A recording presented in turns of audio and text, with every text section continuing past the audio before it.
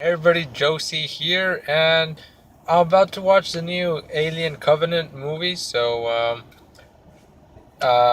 Basically, what I'm looking forward to this movie is just to see what Ridley Scott does. I know Prometheus kind of suffered a bit through script problems, even though overall I think I enjoyed the movie more than I disliked it. But yeah, I was very disjointed and.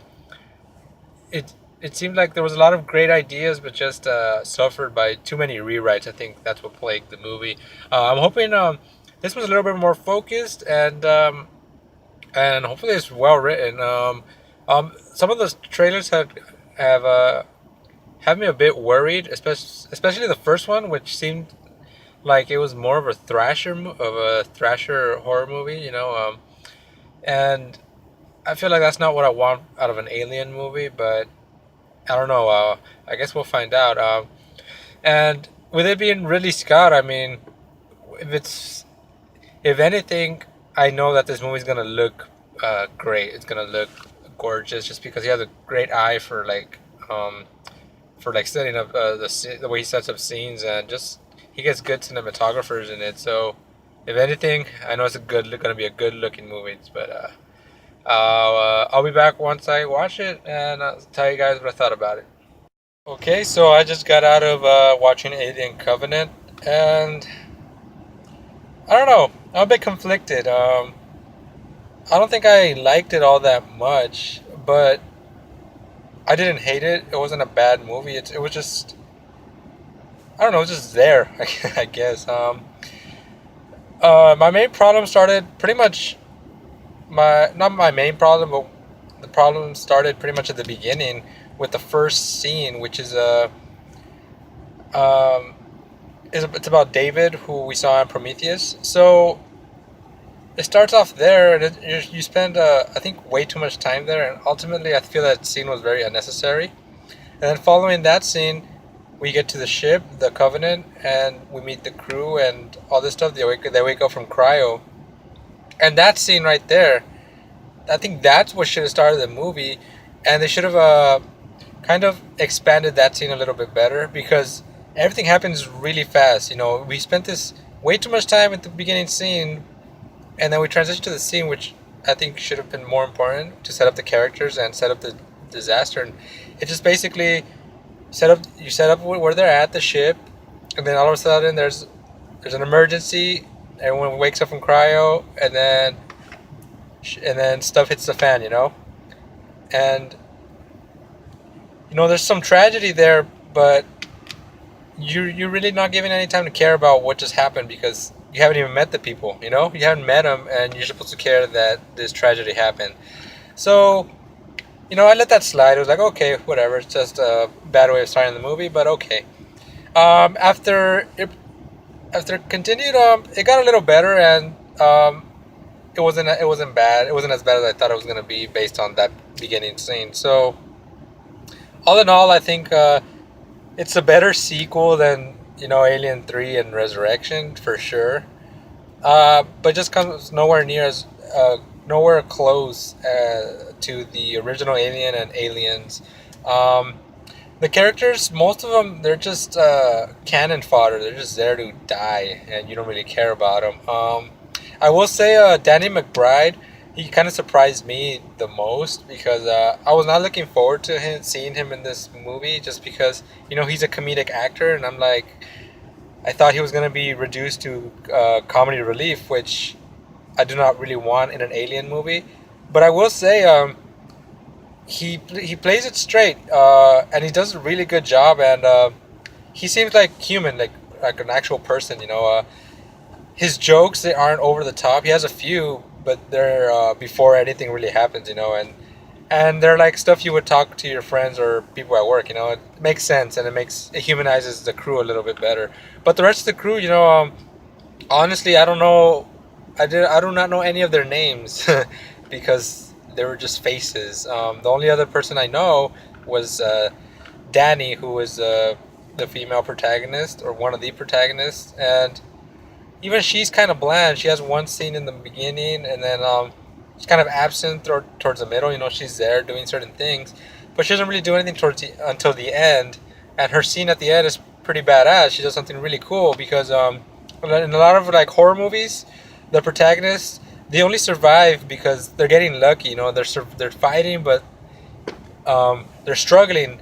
But at the end, no, she's very proactive. Like she has a plan and she's executing it, and nothing happens by chance. Everything's very coordinated, and I really admire that about her character. But unfortunately, there wasn't a lot throughout the movie. Uh, this is mostly a sequel to Prometheus, and it does answer a lot of the questions that we were left with. Like what happened, where do they go off to, David and Elizabeth Shaw, and you do get an answer. And I think for me it was somewhat satisfying. But I'm curious to see what other people think about that aspect. Where that led to. I was pretty satisfied with that, and I'm like, okay, my questions are answered, and then we could move on from Prometheus and continue with this franchise moving forward. I will say some of the David stuff. It was probably like the weakest. Michael Fassbender is great. I think he plays the character well, but I feel like I don't know because his stuff is kind of boring to me. But ultimately, it kind of needs to be there to bridge the gap between Prometheus. Because if without those scenes or without David in it, basically you're still left to wonder, well, what happened to Prometheus and where that ended. So it works to serve as closure to the previous movie, but it kind of drags it in the middle. Towards the end, it kind of it reaches a satisfying conclusion as well. So yeah. Also, the xenomorphs, the alien, the creatures, you kind of meet them pretty early on. As soon as they land on the planet, they get infected, and less than 5 minutes, they pop out and they become a threat. So I admire that because at this point, we came here to see aliens, and I do not want to sit through a 2 hour movie and only see them towards the end. So I think that was like Ridley Scott's way of doing it was. Here, you get it right in the beginning and there. So they're a threat from the beginning, but the main threat is that they're kind of stuck on this planet and they're trying to find a way out. And the aliens serve more as an obstacle than the main problem, And that's cool. I admire that. So that you get you get a new alien creature, which I'm just gonna say I do not like the design. It looks weird, and I don't know. I did not like it. But fortunately, towards the second half of the movie, you do get the classic xenomorph and the classic alien, and that one it just feels right. The first one you see it feels off, but once you see the xenomorph, you're like, okay, this is what I recognize. This makes sense, and it's great. There's a lot of CG with the alien.